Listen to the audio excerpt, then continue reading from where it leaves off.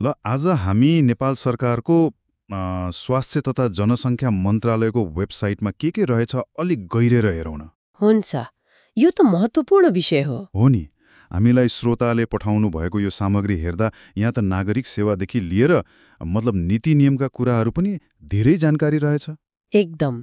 स्वास्थ्य सेवा अनि सरकारले के गर्दैछ भन्ने बुझ्न चाहनेलाई त यो निकै उपयोगी हुन सक्छ। सुरु कहाँबाट गरौँ? एउटा एकदमै चाखलाग्दो कुरा देखेँ मैले, त्यो निशुल्क उपचार सेवा। हो, त्यो महत्त्वपूर्ण छ। मन्त्रालयले थुप्रै गम्भीर रोगहरूको जस्तो मृगौला प्रत्यारोपण भयो, मुटु रोग, क्यान्सर। पार्किन्सन्स, अल्जाइमर पनि।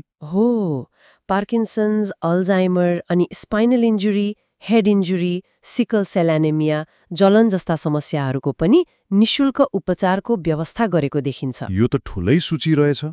आधारभूत स्वास्थ्य सेवा त छँदैछ होला हैन? त्यो त भइहाल्यो। तर यी विशेष रोगहरूको लागि निशुल्क उपचार हुनु चाहिँ खै निकै ठूलो कुरा हो। हो नि, नागरिकका लागि त यो धेरै ठूलो राहत हो, खास गरी जसले खर्च धान्न सक्दैनन्। यसले त्यो स्वास्थ्य सेवामा पहुँच बढाउने सरकारी लक्ष्य पनि देखाउँछ होला। बिल्कुल। अनि यसलाई त्यो आधारभूत स्वास्थ्य सेवा केन्द्र निर्माण र सञ्चालन सम्बन्धी कार्यविधि छ नि, जुन भर्खरै 2081 मा संशोधन भयो। हो, त्योसँग जोडेर हेर्दा? हो, त्योसँग जोड्दा तल्लो तहसम्म सेवा पुर्याउने कोसिस जस्तो देखिन्छ।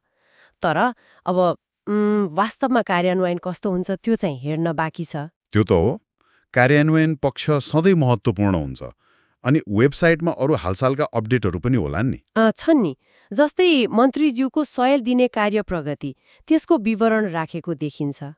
त्यो पनि छ। अनि अर्को, त्यो बजेटको लागि सुझाव माग्ने कुरा? हो, आउँदो आर्थिक वर्ष मतलब 2082-83 को बजेट र कार्यक्रमका लागि गुगल फर्मबाटै सुझाव मागेको रहेछ। 5 चैत 2081 को सूचना। यो त राम्रो पो हो त। मतलब नागरिकले सिधै आफ्नो कुरा राख्न पाए। हो नि, नीति निर्माणमा सहभागी हुने अवसर थिएँ मैले। दुईवटा छन्। एउटा औषधि तथा स्वास्थ्य सामग्रीको सम्बन्धमा व्यवस्था गर्न बनेको विधेयक। अनि अर्को चाहिँ रामराजा प्रसाद सिंह स्वास्थ्य विज्ञान प्रतिष्ठान स्थापना गर्न बनेको विधेयक। यी दुवैमा राय सुझाव मागेको छ। त्यो औषधि विधेयकले चाहिँ के गर्न खोजेको होला? औषधिको गुणस्तर, मूल्य, उपलब्धता यस्तै कुराहरू होला। सामान्यतया यस्तै हुन्छ। गुणस्तर र पहुँच सुनिश्चित गर्ने लक्ष्य होला। अनि त्यो नयाँ प्रतिष्ठान चाहिँ खै कुनै विशेष स्वास्थ्य सेवा दिने वा जनशक्ति उत्पादन गर्ने उद्देश्य हुन सक्छ। मस्यौदा हेरेपछि प्रष्ट होला। ठिक हो। नीतिगत स्पष्टताकै लागि अरू पनि निर्देशिकाहरू छन् कि? छन्। जस्तै प्रदेश कार्यक्रम सञ्चालन मार्गदर्शिका 2018-2021 अनि आधारभूत अस्पताल सञ्चालन मापदण्ड 2081। यिनीहरूले सेवा प्रवाहमा एकरूपता ल्याउन मद्दत गर्लान्। एउटा अस्पताल फार्मेसी सेवा निर्देशिका 2078 पनि रहेछ। यसले त अस्पतालभित्रै सस्तो र राम्रो औषधि पाउने कुरालाई सम्बोधन गर्ला, हैन? हो, त्यसैको लागि हो। अनि अर्को एउटा चाखलाग्दो अध्ययनको पनि उल्लेख छ। स्वास्थ्य क्षेत्रमा ई-गभर्नेन्स मार्फत पारदर्शिता। हो, ई-गभर्नेन्स यसले कसरी काम गर्छ होला? मतलब सूचना पाउन सजिलो हुने हो कि? सम्भवतः त्यही हो।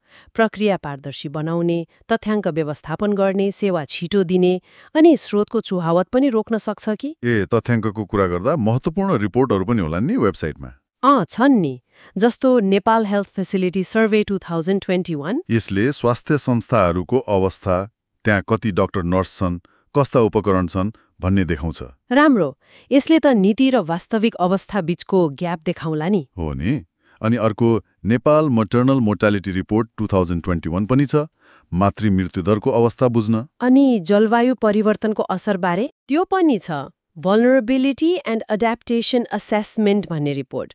भविष्यका चुनौती आकलन गर्न सहयोग पुग्ला। नागरिकसँग जोडिने अरू तरिका नि? गुनासो सुन्ने केही? सगरमाथा संवाद भन्ने छ। अनि गुनासो पठाउनुहोस् भन्ने खण्ड पनि छ। तर यिनीहरू कट्टिको प्रभावकारी छन् त्यो चाहिँ अलि बुझ्नुपर्छ। हो, सम्पर्क नम्बर, इमेल, कार्यालय समय जस्ता कुरा त प्रष्टै छन् होला। त्यो त दिएको छ। समग्रमा भन्दा यो वेबसाइट त सूचनाको राम्रो स्रोत रहेछ। निशुल्क उपचारदेखि नीति, बजेट सुझाव, रिपोर्टसम्म। एकदम। जो कोही स्वास्थ्य प्रणालीबारे जानकारी राख्न चाहन्छ उहाँहरूका लागि यो महत्त्वपूर्ण छ। सरकारी काम र आफ्ना लागि के अवसर छ भनेर थाहा पाउन सजिलो भयो। हो, तर एउटा कुरा चाहिँ के भने नीति र सेवा घोषणा हुनु राम्रो हो, तर देशभरि सबै ठाउँमा उस्तै गरी लागू हुनु पर्यो नि, त्यो चाहिँ चुनौती हो। हो, त्यो ठूलो चुनौती हो। अनि अर्को कुरा, नागरिकले पनि यी सुझाव माग्ने अवसरहरू जस्तै बजेट सुझाव वा विधेयकमा राय दिने कुरालाई अझ कसरी प्रयोग गर्न सक्छन् होला, ताकि स्वास्थ्य नीति साँच्चै जनताको पक्षमा बनोस्। यो पनि सोच्नुपर्ने कुरा हो। एकदमै सान्दर्भिक प्रश्न हो। यसमा अझै छलफल गर्न सकिन्छ।